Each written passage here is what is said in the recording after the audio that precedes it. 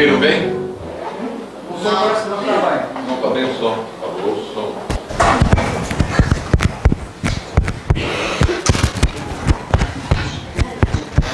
Agora tá vivo. Hoje muitos me perguntaram, então, dormiu bem? Então, dormiu bem? Aí eu comecei a ficar desconfiado, né? Falei, será que eles estão aprontando alguma para eu não dormir? Mas aí eu fui para a meditação do dia e eu descobri que teve alguém que não dormiu nada. Perdeu o sono, ficou assustado, apavorado, morrendo de medo. E é isso que nós vamos falar esta manhã. Ontem, recapitulando, nós falamos sobre os primeiros momentos de Daniel e seus amigos quando foram levados escravos, cativos, arrastados para a cidade de Babilônia, o império da época, uma terra muito distante, muito longe. Daniel e seus amigos são a faixa intelectual, a nata, eclética de Israel daquela época. Eles estavam sendo, já na época de Israel, de Jerusalém, preparados para trabalhar na corte do rei de Israel. E o rei Nabucodonosor os leva como cativos, e vão para a Universidade da Babilônia. Não deu tempo, claro, não conseguimos explorar todo o texto.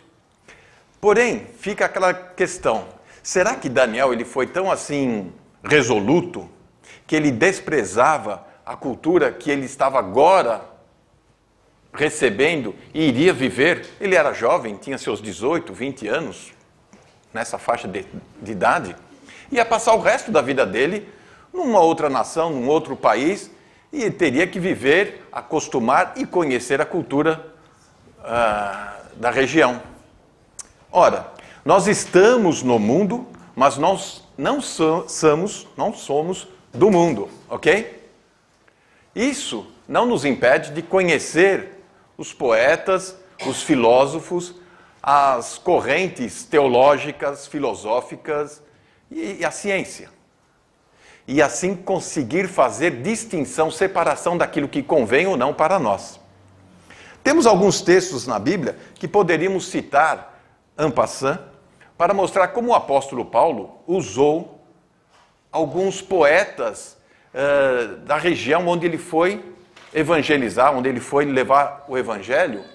Ele usou Epimênides, ele usou Mermandes, e citava para os cretenses, ele citava para os corintos, os seus sábios, os seus poetas, os seus filósofos, e assim ele fazia uma ponte de ligação e inteiração, para apresentar o evangelho.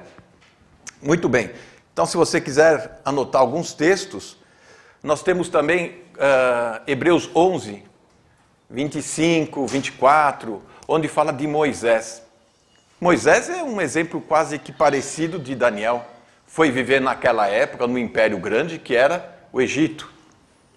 Ele aprendeu todo o conhecimento do Egito, mas ele desprezou, ele reputou aquilo como sem nenhum valor para sofrer com o povo de Deus. Muito bem, nós vamos hoje falar da hora do pesadelo, ou o sonho não acabou. Aqui, se você ler o capítulo 2, nós vamos perceber o seguinte. O que tira o sono? O que te perturba a alma, inquieta o teu espírito? São as questões da vida, os desafios que se apresentam adiante, ou são as suas limitações para lidar com as grandes questões do dia a dia? Você tem medo do futuro? Qual é o seu grande pesadelo? Bom, o meu grande pesadelo é estar falando para uma grande multidão e de repente dar um branco. Uma vez aconteceu de eu abrir a Bíblia, já nervoso, uma das primeiras vezes que fui, e algo parecido como isso. Levei todas as minhas notas e apavorado cheguei, abri a Bíblia, bateu um vento, o papelzinho foi, né? Meu Deus. A igreja pode orar agora? Vamos abaixar as cabeças, assim, deu tempo para ir lá buscar o papelzinho e voltar. Amém, Senhor, amém. Obrigado pelas orações. E quando nós estamos lidando com aquilo que a gente gosta e quer apresentar o melhor, a gente acaba tendo uma certa agonia, uma certa fobia para certas coisas. Espero que vocês não tenham esse tipo de situação. O texto é longo, vimos o capítulo 2, ele vai até o versículo 49. De manhã, quando você abriu a Bíblia e viu 49, você falou, 49, não é? O que nós temos aqui? Vamos fazer um apanhado geral aqui do fato histórico que está ocorrendo. A perturbação do sonho, do verso 1 ao verso 13. E é bom nós termos essa didática de dividir o texto, pois se um texto é longo e a gente corre na leitura, nós vamos perder alguns detalhes e não vamos perceber como Deus inspirou o autor bíblico a escrever de uma forma que a revelação ela seja progressiva, de modo a acrescentar fatos. Qual a perturbação do sonho? Capítulo 2 de Daniel, no verso 1. No segundo ano do reinado de Nabucodonosor, Nabucodonosor teve sonhos. Sonhos. Então não foi uma noite de sonho, ele acordou, foi tomar água e ficou olhando pela janela. Aquele sonho parece que o perturbava e o perseguia por alguns dias. O seu espírito se perturbou e passou-lhe o sono. Então o rei mandou chamar os seus magos, astrólogos, encantadores, caldeus, para declararem ao rei os seus sonhos. E eles vieram e se apresentaram diante do rei.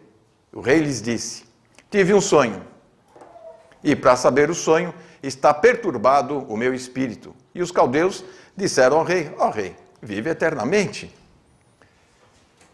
Dize o sonho, e os seus servos prontamente daremos a interpretação. Olha só, o que está acontecendo aqui?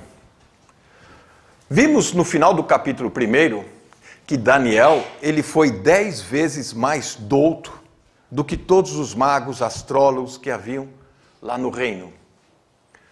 Nabucodonosor é um homem que ficou impressionado com a sabedoria de Daniel e aquilo que Deus fez na vida de Daniel. Chamou muito a atenção. Capítulo 1, temos um Deus, um rei impressionado com o Deus de Israel. Capítulo 2, ele já está desconfiado dos seus astros, seus magos, dos seus astrólogos, dos seus caldeuses. Nós vamos ver quem são.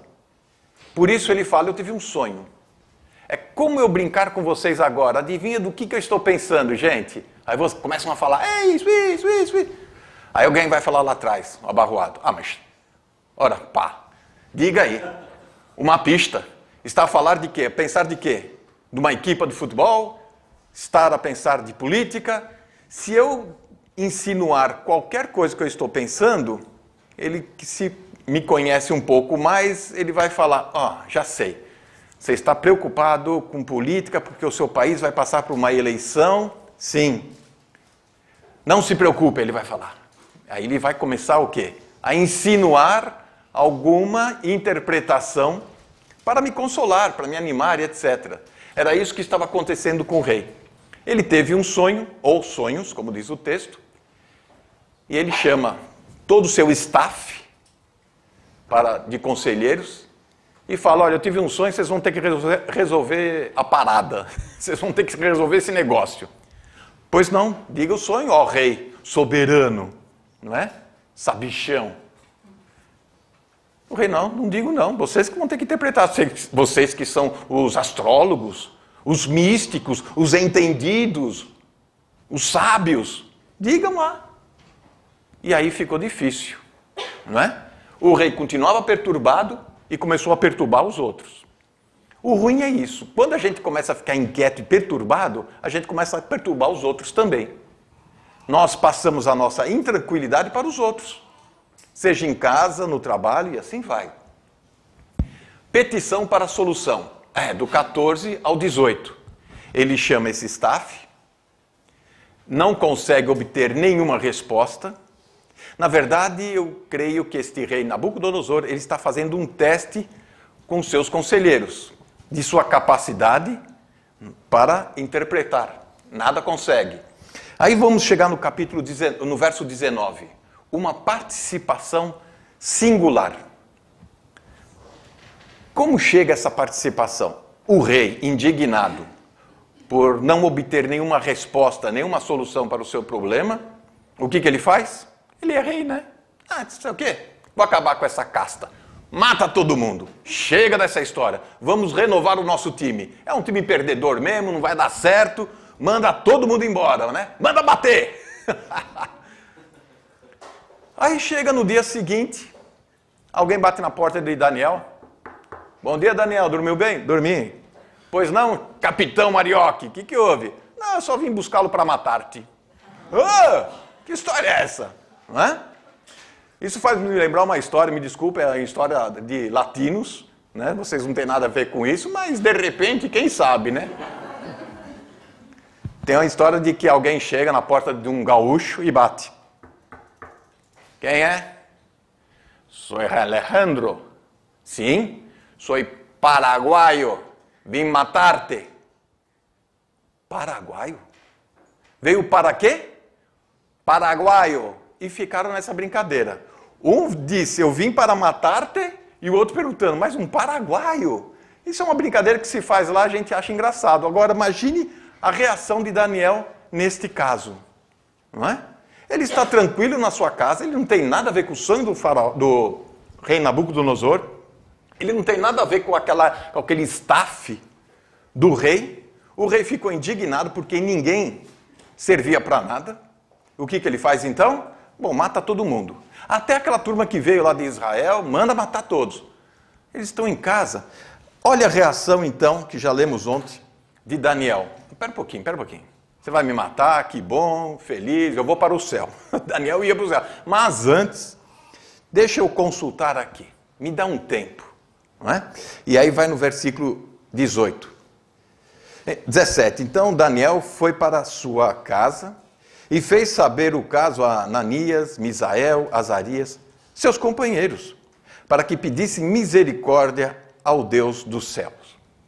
Ora, o texto aqui está falando de modo um pouco diferente, o Deus do céu. Perceba que do verso 4 em diante, do capítulo 2, o texto vai estar em aramaico. Lembra que eu falei? Começa com hebraico, o primeiro capítulo, e depois discorre em aramaico, e vamos lá até o capítulo 9, 10, em aramaico, e depois volta em hebraico. Mas por que essa distinção? Será que trocou o escrivão? O que aconteceu? O aramaico era a língua popular, era a língua oficial do reino, e vamos colocar assim, é a língua dos gentios. Eles precisam conhecer a Deus e eles precisam conhecer essa revelação que vai ser dada ao profeta. Muito bem. Lá vai então Daniel em sua oração e no verso 24 em diante, Deus responde à oração de Daniel. Verso 19. Então foi revelado o mistério a Daniel numa visão de noite. Então Daniel louvou ao Deus do céu. O Deus do céu é uma nova expressão que nós vamos ver daqui a pouco, onde que o gentio vai entender que Deus é esse. Uma observação importante, um parênteses aqui, uma chave, pega o seu caneta aí e escreve. O mistério que é sendo revelado a Daniel não tem nada a ver com o mistério que foi revelado a Paulo. O mistério que nós encontramos em Efésios capítulo 3, nas cartas de Paulo, fala da época da graça, que nós estamos hoje com a igreja. Este mistério aqui é com relação ao plano de Deus com as nações, no período gentílico, ultrapassa essa nossa época e vai terminar na grande tribulação que virá aí. Grande tribulação, o que é isso? Grande tribulação é a ira de Deus caindo sobre as nações. Castigando Israel e as nações. Mas castigando por quê? Ora, ontem à tarde ficamos discutindo vários assuntos relacionados a esse tema, né? E por fim, o verso 45 até o 49, nós vamos ver a prostração ao servo. Imagine esta cena.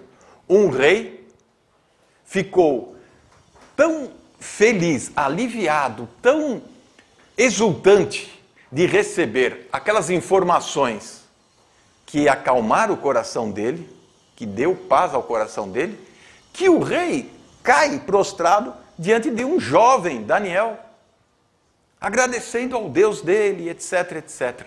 Isso é fantástico. Muito bem. Aqui nós temos alguns dos reis neste período babilônico. Conhece alguns? Caíram na prova? É isso aqui, ó. Nabucodonosor está neste ano, 604 a 560, governou por 43 anos. Logo, Daniel participou, como diz o final do verso, do capítulo 1, no verso 21.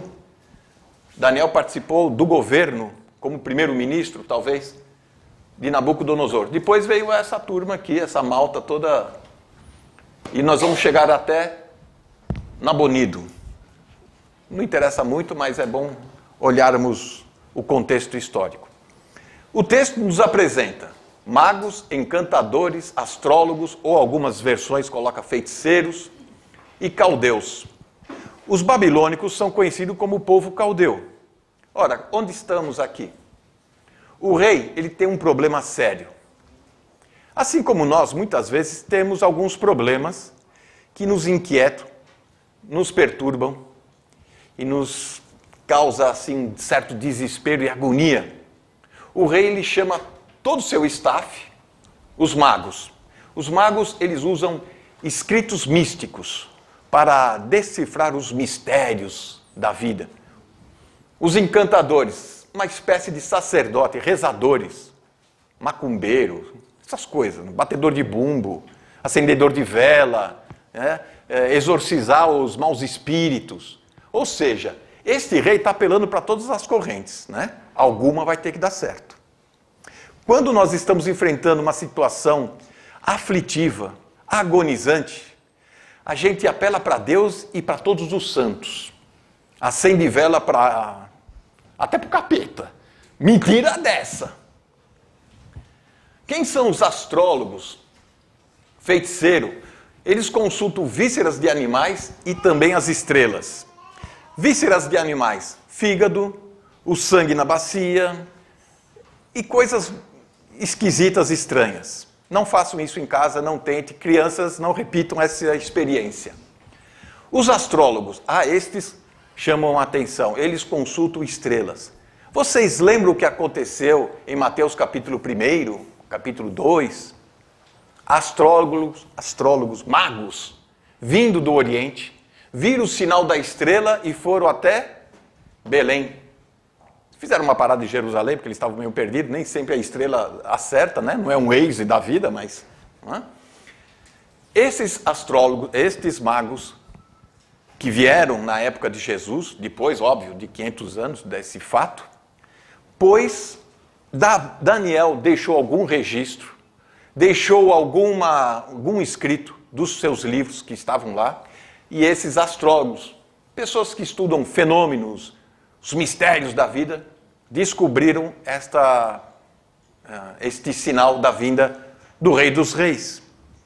E também nós temos os caldeus, que usam filosofias e usam de outros argumentos para interpretar as agonias do coração do ser humano. E aqui vale para nós também. Quando estamos perturbados, angustiados, na dúvida. Cadê a dona Ana? Está aqui? De Davi? Não está aqui? Está aí? Está aí a Ana. Dá licença, Ana.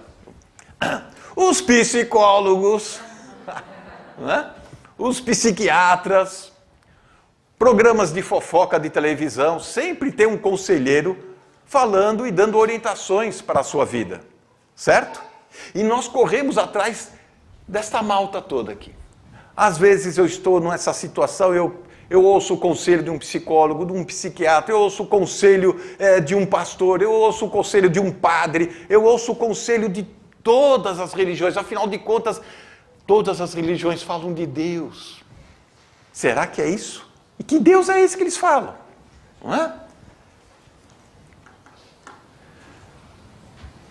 O reino das trevas, como é que funciona?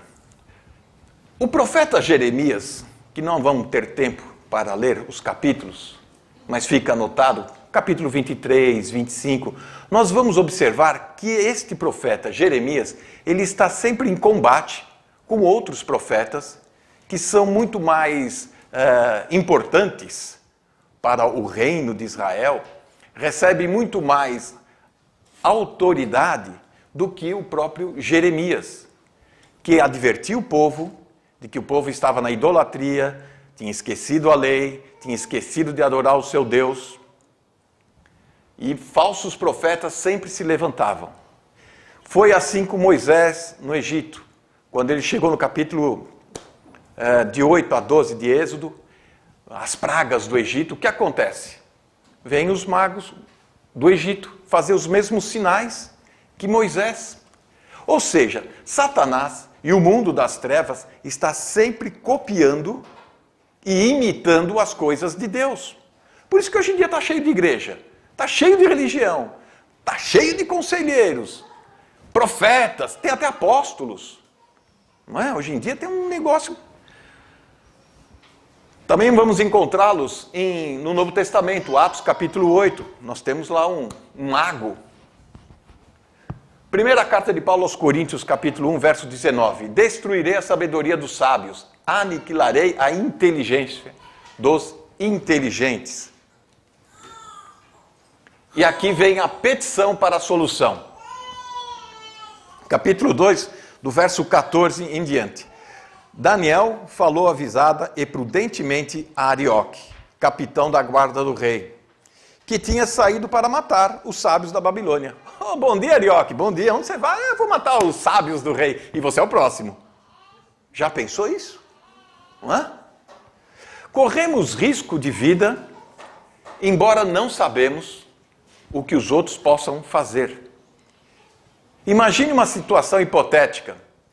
De repente, algum crente ou alguma igreja provoca um caos no governo. O governo fala, chega de igreja evangélica, chega de crente, manda fechar todo mundo e prende os crentes. Já pensou, você está andando na rua, você não tem nada a ver com o que aconteceu lá longe. Corremos esse risco. Qual foi a reação de Daniel quando soube que você está na lista de morte? Você será o próximo. Eu só vou matar aqueles sábios que estavam lá em audiência com o rei, mas já volto aqui e te pego. Você senta aí, espera um pouquinho, não demora muito não. Num instantinho será atendido. Não é? Já pensou qual a sua reação? Não é? Sair correndo, fugido? O que você faria? Ele exatamente usa a oração. O exercício da oração. 1 Reis, capítulo 8, é a dedicação do templo de Salomão. E nesse verso 40 em diante, em 44 em sequência, vamos ver que Salomão ele faz uma oração em consagração ao templo, e nessa consagração ele diz, aquele que estiver longe deste lugar santo, que era o templo de Israel, que for levado a cativeiro, confira depois o texto, e clamar, e lá se converter a ti, voltado para esta cidade, o Senhor o livrará. Por isso que Daniel, ele ora 3 vezes, por isso que Daniel volta-se em sua janela para a cidade de Jerusalém, porque Daniel conhecia as Escrituras, ele sabia que existia uma promessa, ele sabia que existia uma oração de consagração para a proteção do seu povo. E ele era o povo de Deus. Confiar em Deus é esperar no Senhor. Orar não é uma questão apenas de você invocar algum abracadabra, olho de cabra, alguma coisa assim, para um negócio acontecer imediatamente. Deus pode livrar imediatamente, mas também não pode. A questão é confiar e não esperar a resposta. Nós vamos ver isso amanhã no capítulo 3. Salmo 50, verso 15. Se você puder, abra comigo. É um texto que precisamos até decorar e conhecer melhor. Salmo 50:15 diz assim: invoca-me no dia da angústia, e eu te livrarei, e tu me glorificarás. Temos o Salmo 112:7 e Tiago 5:16. A grande válvula de escape que o crente tem é poder buscar a Deus, não só no momento de aflição e angústia, em todos os momentos. Daniel, ele está orando e buscando a Deus, não é porque alguém chegou e falou assim, você é o próximo da fila, hein? Você aguarda um pouco, hein? E aí ele, meu Deus, o que eu faço? Eu vou rezar, eu vou orar.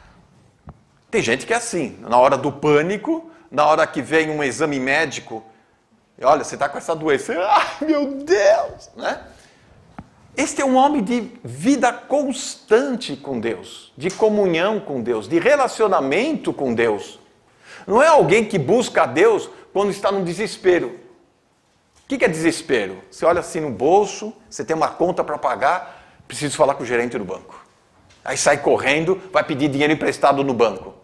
Agora, quando você tem dinheiro, tá bom, o salário está chegando, o arroz está bom, a massa está boa, né? Quando está tudo bom, você não lembra de banco, você não lembra de gerente, você não lembra de dívida, está tudo bom.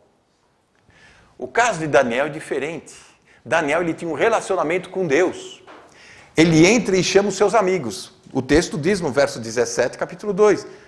Ele entrou e fez saber aos seus amigos, né, os seus companheiros, Misael, Ananias, Azarias. Olha, nós temos um problema, hein? Eu vou primeiro, depois vai você, vai você, vai você. Onde nós vamos, né? Para baixo da terra. O rei está indignado com a gente,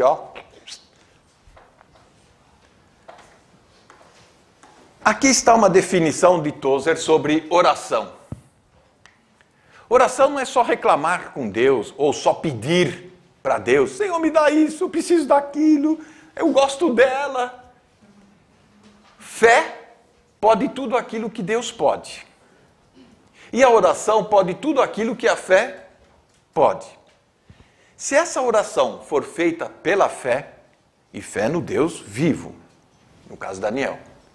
Um convite à oração é, portanto, um convite à onipotência de Deus, ao poder total de Deus, participar dentro das nossas circunstâncias, da nossa vida. É convidar o Deus Todo-Poderoso a participar do nosso dia a dia, da nossa rotina. Não é questão simplesmente de apelar a Deus quando, né, o bicho vai pegar. Nós temos que ter uma vida com Deus. E essa vida com Deus exige fé. Fé é confiança, é crer que Deus está me ouvindo, que Deus vai me responder. Não adianta você clamar, será que Deus vai ouvir? Será que Ele ouviu? Será que deu conexão? Né? Será que ele recebeu a mensagem? Não é? Essas são as expressões que aparecem aqui no capítulo 2 e que a nossa Bíblia, em português, muitas vezes não destaca a diferença. Coloca Senhor, Senhor, Senhor, ou Deus, Deus, Deus, Deus. E aqui nós temos Deus do céu. Ele reina sobre todos. É o mesmo Deus, mas com expressões diferentes. Adonai, Senhor soberano. O Elohim, mas para o judeu, o Deus de compromisso.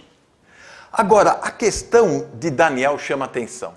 Ele está com perigo de morte, batendo à sua porta, e ele não perde a calma.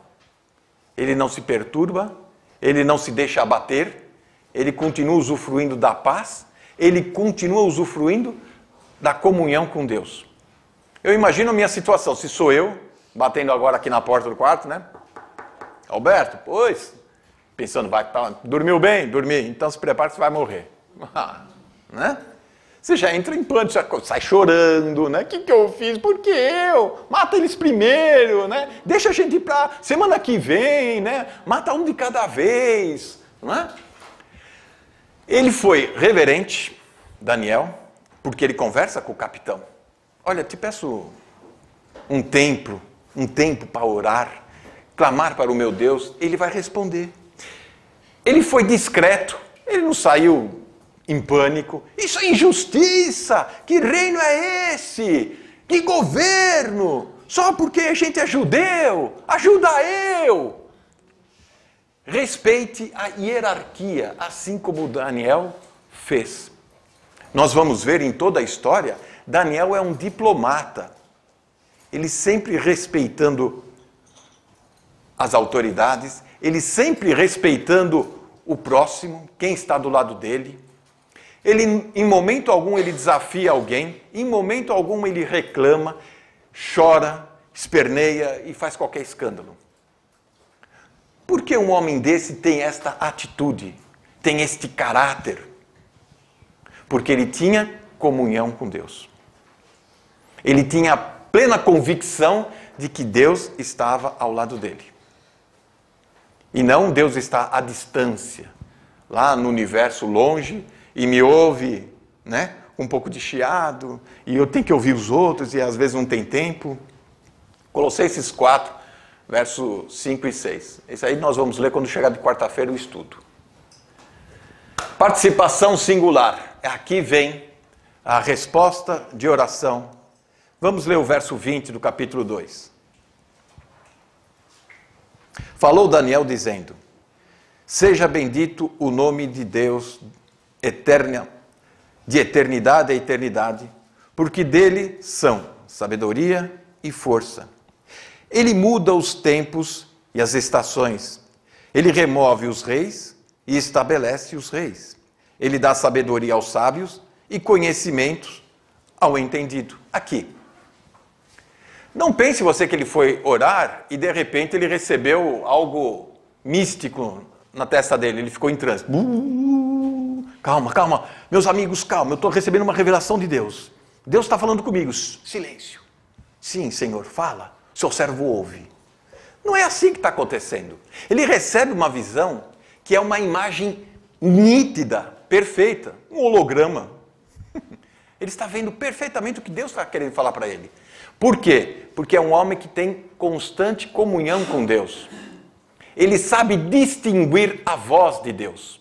Ele sabe perceber a voz de Deus. O inimigo também fica insinuando o tempo todo. A carne é outro fator que é o nosso inimigo, nosso adversário. Ele conseguia distinguir a voz de Deus, a voz da carne, né, que são os nossos próprios desejos, intenções, sonhos, etc., e a voz do inimigo. Já pensou se alguém recebe uma revelação agora? Aí você fala, não sei se era de Deus, eu preciso analisar direito isso. Não sei, eu estou em dúvida. Ou será que fui eu? A Bíblia diz, se você tem um sonho, conta como um sonho. Deuteronômio capítulo 18, anota aí, você pode ler lá e ver como é que funciona isso. 18, do verso 9 em diante, fala sobre o sonho. Nabucodonosor teve um sonho que o perturbou e o deixou inquieto, porque era um homem que estava no poder, soberano, num país grande que conquistou várias nações, e agora ele estava assustado, porque qual o futuro deste império que eu domino sobre todos? E isso lhe tirou a paz. A visão veio, após um clamor, vem o quê? Louvor, exaltar, louvar ao Senhor. Será que nós só nos preocupamos em falar a Deus? A gente faz o protocolo, né? Senhor, muito obrigado. Aí pronto, acabou o protocolo. Mas eu quero, eu preciso, eu não tenho. E aí vai. Fica muito no eu. Muito. O louvar a Deus, o ter ação de graça, isso é fantástico. Você agradecer a Deus é você reconhecer a ação de Deus nos mínimos detalhes de sua vida. Você já agradeceu a Deus pela família que você tem? Né? Pela vida que você tem, pelo conforto que você tem, pela saúde que você tem? E ao contrário, você já louvou a Deus porque você não tem tanta saúde assim? Você já louvou a Deus porque você não tem tantos recursos assim? Você já louvou a Deus porque a sua vida continua assim? Por quê? Porque Deus tem um propósito e um plano em tudo isso, de maneira a poder revelar a si mesmo de um modo que você não o conheceria de outra forma. Salmo 25, verso 14. Eu não sei como está a tradução de vocês. Alguém pode ler? Salmo 25. Vamos ver se bate com a minha tradução. Verso 14. O segredo do Senhor é para os que o temem, e Ele lhes fará saber o seu conselho. Eu tenho alguma tradução que fala: a intimidade do Senhor é para aqueles que o temem. Tem você aí? Você tem? Ah, que bom, pode ler para nós? A intimidade do Senhor é para os que o temem, aos quais Ele dará a conhecer a sua aliança. Amém. É isso que estava acontecendo com Daniel. Ele tinha uma intimidade com Deus. Ele não esperava nada de Deus no sentido concreto da palavra. Ele simplesmente era uma pessoa apaixonada por Deus. Ele só queria andar com Deus, ele só queria agradar a Deus. Muitas vezes nós estamos vivendo de modo a querer receber de Deus algum benefício. Sim, Deus abençoa, Deus dá saúde, dá prosperidade, Deus pode te alcançar de diversas formas. Mas a intenção de Daniel era o seguinte: eu quero estar com Deus, é bom estar com Deus, eu quero ter comunhão com Deus, Ele é o meu Criador. Eu sou feito à imagem dEle, eu preciso conhecê-lo, eu preciso saber dEle, e não desta malta que está aí fora, desses sábios que cada hora aparece com uma novidade sobre como viver a vida. E aqui já falamos da palavra mistério, que não é o mistério daquele mistério. Esse aqui é um outro mistério que não é aquele mistério. Estou sendo muito misterioso? A proclamação do segredo. Do 24 em diante, aí vem. Ufa, até enfim, nós vamos saber o que esse rei sonhou, né? Que pesadelo foi esse? Não é?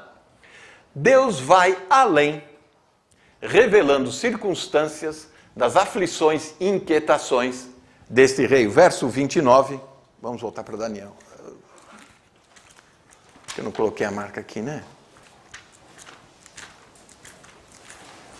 Muito bem. Capítulo 2, verso 29.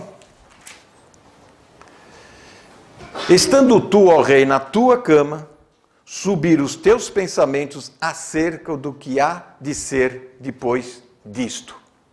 Não só o profeta, ele recebe de Deus a revelação, a imagem, o que se passa com o rei, mas dá o contexto. Por que você sonhou? Eu só não vou contar o que você sonhou, mas por que você sonhou isso? Você estava em sua cama, inquieto, preocupado com o futuro do seu reino. E Deus agora vai te revelar. Perceba como Deus trata as pessoas, como o Senhor conversa com a gente. Se nós temos um problema, se nós estamos passando por uma situação que não conseguimos compreender, Deus vai mostrar a causa, onde que vem a raiz do problema, para nós irmos lá corrigir ou compreender a situação.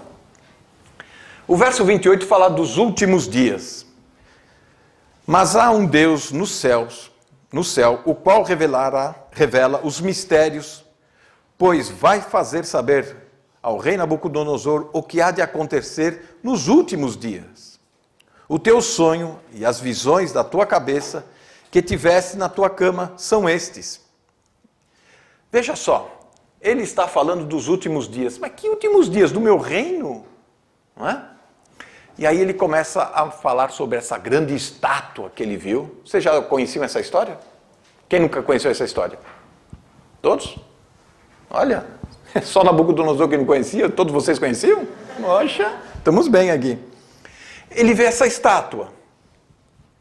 E essa estátua vai falar dos últimos dias. Que últimos dias são esses? Precisamos destacar que esses últimos dias são diferentes daquele que vamos encontrar no Novo Testamento, nas cartas. Últimos dias, mas é da igreja, últimos dias de Israel. Que últimos dias são esses? Precisamos saber, para não chegarmos no dia errado. Né? A partir de agora, nós vamos conhecer o que vem a ser os tempos dos gentios, que está em Lucas 21, verso 24. Israel foi destruído, o templo foi queimado. Os judeus estão em Babilônia. Agora começa Deus tratar de uma outra forma. O tempo dos gentios. Israel não é mais cabeça, Israel não é mais o centro. Agora são as nações que vão começar a governar. o povo vai se espalhar. Quando você lê Lucas 21, 24, os tempos dos gentios, o que vem a ser isso? Começa aqui. Perceba como a Bíblia ela tem harmonia em todos os fatos, em todos os acontecimentos. Chegamos na estátua. Bonitinha, né? Quando falamos da estátua, todos querem saber mais ou menos como é que seria, o que deixaria de ser, e o capítulo 2 acaba sendo o capítulo da estátua de Nabucodonosor. Porém, há um detalhe muito interessante. Deixa eu acionar aqui. Aqui. A pedra. Ninguém fala da pedra. Poucos falamos da pedra. Falamos da estátua. O que vem a ser? O Império Babilônio começa agora os tempos dos gentios. Ouro, realeza, grandeza, peso, valor. Logo em seguida virá o Império Medo-Persa. Né? Prata. Já a qualidade do metal começa a ter uma certa queda. Na cintura, bronze, que é o Império Grego, um império muito rápido, aconteceu imediatamente, no ano 200 a.C. E logo em seguida vem as pernas de ferro, que é o Império Romano. E pernas talvez seja o membro mais longo do nosso corpo, mostrando a duração deste império romano. E por fim nós temos entre os dedos ferro e barro, o Império Romano sendo restaurado. Ferro e barro. E o texto também vai nos dizer outras coisas que precisamos entender. Daqui a pouco voltamos para essa estátua. Fica aí. O que essa estátua vai nos revelar? O rei, ele percebeu que ele era o destaque entre os gentios, entre os impérios, e aí ele começou a ficar tranquilo, né? Bom, pelo menos o meu reino está garantido, não é? A estátua é um sistema político, vai da unidade até a divisão, mas mostra uma decadência de valores, são os metais, da rigidez na conduta. E o que estamos discutindo então agora? Ferro com barro. Não existe mais consistência, não existe mais padrões elevados, valores a serem acrescentados. Do verso 40 e 41, muitas vezes acontece isso nas profecias, na Bíblia. Existe um intervalo de tempo. Quando estamos lendo, e vamos ver isso amanhã e nos outros capítulos, não é uma leitura que se passa assim, em sequência. Existem intervalos de tempo. E aqui fala do dedo, né, de barro e etc. As nações terão defeitos da fraqueza humana. É o que destaca o verso 43, que diz assim: quanto ao que viste do ferro misturado com barro de lodo, misturar-se-ão com semente humana, mas não se ligarão um ao outro, assim como o ferro não se mistura com o barro. O que quer dizer aqui? A fraqueza humana no poder para comandar. Assim como em Israel existia a lei de Deus, agora são os homens, neste novo sistema político, o governo gentílico, que vai fazer as suas leis. E elas são frágeis, são inconsistentes. Elas não têm valor. Muito pelo contrário, elas têm veneno. A pedra, já falamos da estátua, que será essa pedra? Verso 44 e 45. Mas nos dias desses reis, da sequência, reinos também, o Deus do céu, ele fala Deus do céu porque ele está falando com o rei Nabucodonosor, ele não vai falar Jeová. Jeová, ou Yahvé, era o Deus de compromisso de Israel, de Deus com Israel, não de Deus com outras nações. Por isso que ele fala do Deus do céu. Levantará um reino que não será jamais destruído. Este reino não passará a outro povo. Esmiuçará, consumirá todos esses reinos, mas ele mesmo subsistirá para sempre. Da maneira que viste que do monte foi cortada uma pedra sem auxílio de mãos, e ela esmiuçou o ferro, o bronze, o barro, a prata, o ouro. O grande Deus fez saber ao rei o que há de ser depois disso. Certo é o sonho e fiel a sua interpretação. Olha a convicção do profeta aqui. Fiel é o sonho, não é? Ele diz mais ainda, né? Olha, e a interpretação é corretíssima. Respondeu o rei a Daniel e disse: certamente o vosso Deus é o Deus dos deuses, é o Senhor dos reis, revelador de mistérios, pois pusesse revelar este mistério. Então o rei engrandeceu a Daniel e lhe deu muitas e grandes dádivas, tal. Porém, se olharmos o texto com atenção, vamos ver que já desde o verso 36, Daniel chama a glória, entre aspas, para Deus. E esta revelação não é exclusiva dele, é minha, hein? Só eu descobri lá, eu estava no laboratório, consegui perceber. Ele diz assim: este é o sonho também e a sua interpretação. Diremos na presença do rei. Diremos quem? Ele podia falar, direi ao rei, mas diremos. Daniel, Misael, Azarias, Misael, ele estava com seus amigos. Estavam juntos. E aqui mostra o seguinte: ser crente, não existe crente sozinho, solitário. Você não consegue, vamos colocar assim, desfrutar da vida cristã sozinho. Eu curto na internet. Eu acesso vários sites, eu escuto mensagem, eu gosto de pastor X, eu gosto de pregador Y, eu gosto... Existe comunhão. É a comunhão que faz a força, a coesão, a convicção. Um precisa do outro, não é? E aqui está. E ele também diz, logo no começo, olha, eu sou limitado, não é comigo não. Deus me fez saber, e você vai conhecer esse Deus. O meu grande desejo nesses dias aqui, não é apresentar Daniel e nem as suas profecias, e nem o que vai acontecer com as nações. O meu grande desejo aqui, único e exclusivo, é uma coisa só. Que você saia daqui apaixonado pela Bíblia. Que você comece a se interessar cada vez mais pelas histórias de Deus e pela ação de Deus e intervenção de Deus na sua vida. E aqui está, ele fala desta pedra. Ela vai destruir os tempos dos gentios. Mas quando ela vai cair? Ou ela já caiu? Não é? Na volta de Cristo. A volta de Cristo é diferente da volta ou do encontro da igreja com o Senhor. Quando Jesus esteve em carne, andando aqui, em Lucas 4, no verso 17, podemos abrir e ler, e ver como o Senhor sabe manejar as Escrituras, e sabe interpretar, e com isso a gente aprende que as Escrituras têm um tempo.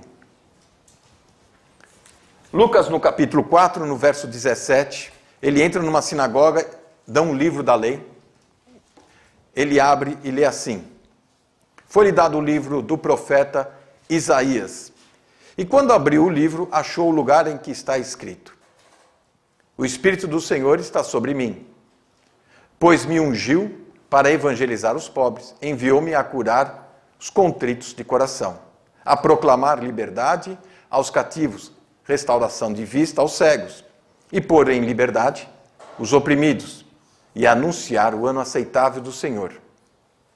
Ponto. Ponto aqui nosso, né? Porque na escritura hebraica não tem ponto. Continuaria. Ele para, todos olham para Jesus e ele encerra o livro, fecha. Foi a primeira vinda de Jesus. Vocês percebem a leitura.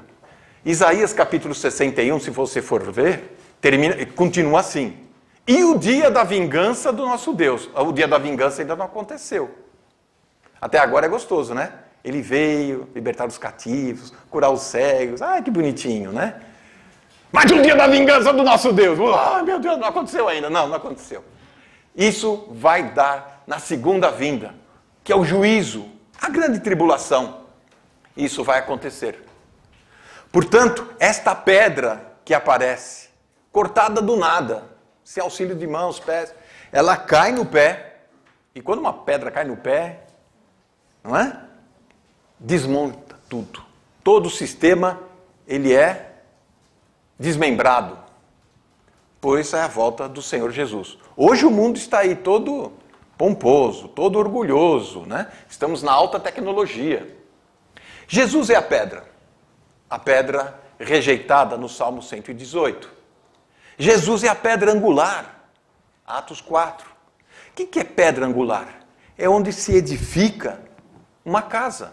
É a base da sociedade, é a base da nossa vida, é a base da nossa instrução, da nossa formação, é a base da nossa decisão, o Senhor Jesus. Jesus é a pedra que esmiuça, relacionando-se com o texto de Daniel. A pedra é o Messias, Cristo, e seu reino, conforme Lucas 1,32. Perceba como as escrituras elas têm uma harmonia perfeita. Agora você vai perguntar, mas por que sempre Israel? Por que Deus não escolheu Portugal? Não é? O Brasil até compreende, está do outro lado, mão de obra, tinha muita água no caminho. Deus escolheu uma nação insignificante para trazer o Messias. O Messias viria de uma linhagem real, de Abraão, depois Davi, certo? Agora, o mundo, Satanás, principalmente, sabendo que de onde virá o Messias, tenta destruir sempre o povo de Deus. E o pior, o povo de Deus não percebe o valor que carrega. Será que nós percebemos o valor que nós carregamos, conhecendo e sabendo quem é o Senhor Jesus? Hoje, Jesus glorificado, não o Messias de Israel, não o libertador de oprimidos, de fracos, não, hoje é o Senhor glorificado, aquele que morreu por nós e mais, ressuscitou. Esse é importante, mostrando que a oferta do pecado a Deus foi aceita. Ele foi, morreu no nosso lugar e ressuscita, mostrando que Deus aceitou o sacrifício. E nós somos perdoados em Cristo. Se está em Cristo, você está bem. Se não está em Cristo, você não está bem. E aqui vem algo muito interessante. No primeiro capítulo, nós vimos um rei impressionado com o que Deus fez com a vida de Daniel. Agora nós vamos ver um rei que ficou empolgado com aquilo que Deus revelou a ele. Deus trabalha na vida de Daniel, Deus trabalha na vida dos amigos de Daniel, e Deus também trabalha na vida deste rei. Um gentil, um malfeitor, né? Um tirano. Ter empolgação com as coisas de Deus, com a igreja, com os novos amigos, a gente tem. E empolgação é ruim porque dura pouco tempo. É como paixão. Você fica apaixonado. Estou apaixonado, como ela é bonita, né? Olha a foto dela aqui, eu escuto a voz dela, eu estou apaixonado. Depois passa um tempo, aquela paixão diminui. E se não tiver amor, não permanece. Muitas vezes a nossa vida com Deus é assim, a gente se empolga por um momento, por uma situação, uma circunstância, a gente se empolga, se entusiasma, não, agora eu vou ser crente, não, agora eu vou ler Bíblia, agora eu vou ter amigos sérios, eu vou deixar aquele tal vício, eu vou andar direito, meu pai vai sentir o orgulho de mim. Aí passa um tempo, você já está meio desanimado, não sei se é aquilo lá, parece que não sai daquilo, não sei. Enfim, tratou a Daniel como um sacerdote, um profeta, um rei. Por quê? Porque por todo o tempo Daniel se comportou como um diplomata, reverenciando o rei, respeitando também o capitão da guarda, respeitando o chefe dos eunucos. Tanto que esse Arioque, que é o capitão de guarda, quando vai buscar os soldados, os sábios, para serem mortos, ele vai com Daniel e ele, do jeito que ele fala com Daniel, ele está com o coração muito apertado. Ele está com o coração aflito daquilo que ele vem fazer. E perceba o seguinte, quando ele encontra a Daniel, e Daniel fala para ele, olha, eu preciso falar com o rei, porque eu já tenho aqui a mensagem que ele precisa ouvir. Esse Arioque, no verso 25, ele diz assim: então Arioque, depressa, introduziu Daniel na presença do rei e disse-lhe assim, olha que ele quer se dar bem com o rei, né? Achei um homem entre os cativos de Judá que fará saber o rei a sua interpretação. Ele não achou. Foi Daniel que o encontrou e falou: Arioque, vem aqui. Eu já sei, se você puder marcar uma audiência com o rei, abaixa a espada, porque acho que a espada estava já aqui na cabeça dele. Eu vou falar com o rei. Eu tenho interpretação. Aí Arioque entra na presença do rei e joga essa. Achei entre os cativos de Judá, mostrando o seguinte: a hipocrisia do ser humano, querendo levar vantagem e subir nas costas dos outros. Ele não encontrou com Daniel. Não foi ele que foi procurar entre os cativos. Eu estava preocupado contigo, ó rei, e entre os cativos eu... Não, foi Daniel. Daniel que foi orar. É a cabeça de Daniel que estava a prêmio. Deus revelou as coisas a Daniel por intermédio de oração. E agora ele chega lá e fala: rei, seus problemas terminaram. Descansa, rei, tira a coroa, toma uma cerveja aí, que os seus problemas terminaram. Encontrei aqui esse jovenzinho judeu. Entra aí, Daniel. Fala para ele. Não é assim. Ele esperava o quê? Que o rei falasse assim: Arioque, você vai ser o meu braço direito. A partir de hoje, você vai ganhar mais uma medalha. Era isso que ele estava esperando. Muitas pessoas usam as escrituras para querer tirar alguma vantagem pessoal, algum lucro, de fato, e mais ainda, alguma posição de respeito, alguma posição de status. Ora, você é um pecador. Sim, mas eu sou um perdoado, só. Um conhecimento sobre os fatos de Deus nem sempre nos levam a um conhecimento de fato de Deus. Diz aí um sábio profeta. Aqui está, de novo, a estátua de Daniel, agora um pouco ampliado no seu espectro. O que queremos dizer aqui? Nós não vamos conseguir estudar, por óbvio, falta de tempo, o capítulo 7 e capítulo 8. Porém, como Deus faz na sua palavra, a revelação ela é sempre progressiva. E a revelação ela é acumulativa. A revelação ela é seletiva e ela é limitada no tempo ou no endereço para uma pessoa. Explico. As informações que Moisés tinha a respeito de Deus são os 5 primeiros livros da lei. Não tinha mais que isso. As revelações e o conhecimento que Abraão tinha de Deus, pouca coisa.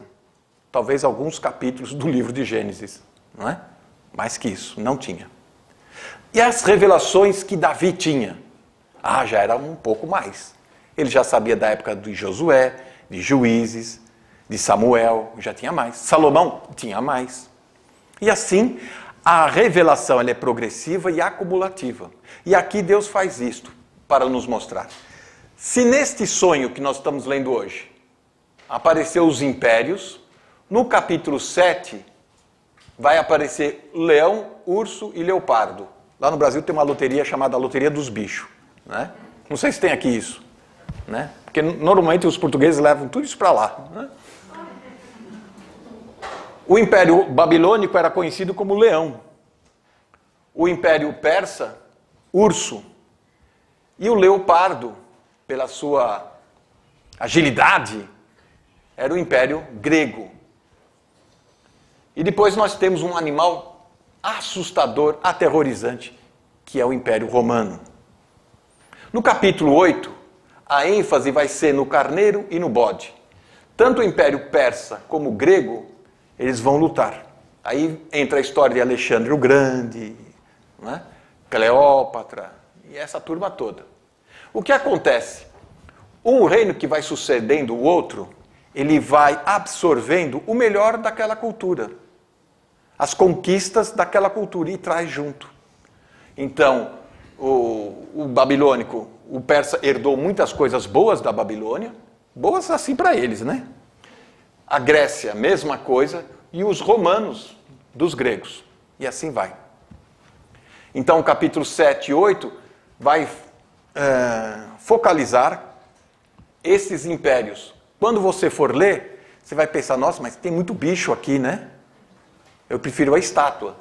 Porém, Deus apresenta a mesma mensagem de forma diferente para dar uma outra ênfase nesse fato histórico que vai se suceder até a vinda do Messias para o povo judeu. Percebem? Ok? Ó, mudou. Para terminar, vamos pensar nisso. A sociedade de hoje se mantém unida por tratados, acordos, que podem ser quebrados de uma forma simples, sem nenhum compromisso, sem nenhuma fidelidade. As tradições podem ser esquecidas. Isso fazia antigo. Meus avós faziam isso, hoje em dia já não tem mais. Tudo isso é ferro misturado com barro. O coração do problema é o problema do coração humano. Aqui está. É a rebeldia contra Deus. O mundo cada vez mais coloca Deus de lado e vamos criar a nossa sociedade. Foi assim com a Torre de Babel, em Gênesis 11. E estamos aqui de novo em Babel. E aqui de novo o homem em rebelião contra Deus. Eu sei me virar, eu sei entender, eu cuido das minhas coisas. É essa a postura do ser humano. Vamos ficar de pé e terminar com uma oração?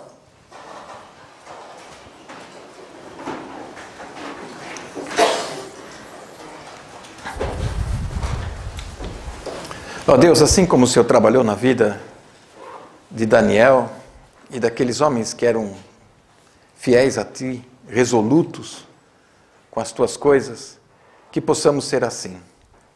Homens com diplomacia diante do mundo, com reverência, com simpatia e, principalmente, devotos em oração, buscando a Tua comunhão, procurando ouvir a Tua voz e a Tua direção. Nos dê, Senhor, um coração inclinado às Tuas coisas, Senhor. E possamos distinguir a voz que clama lá fora da ciência, de tantos conselheiros e aconselhamentos. Mas sabemos que só o Senhor tem palavras de vida eterna. Venha falar no coração de cada um, venha nos mover. Precisamos de Ti. No nome santo do Senhor Jesus. Amém.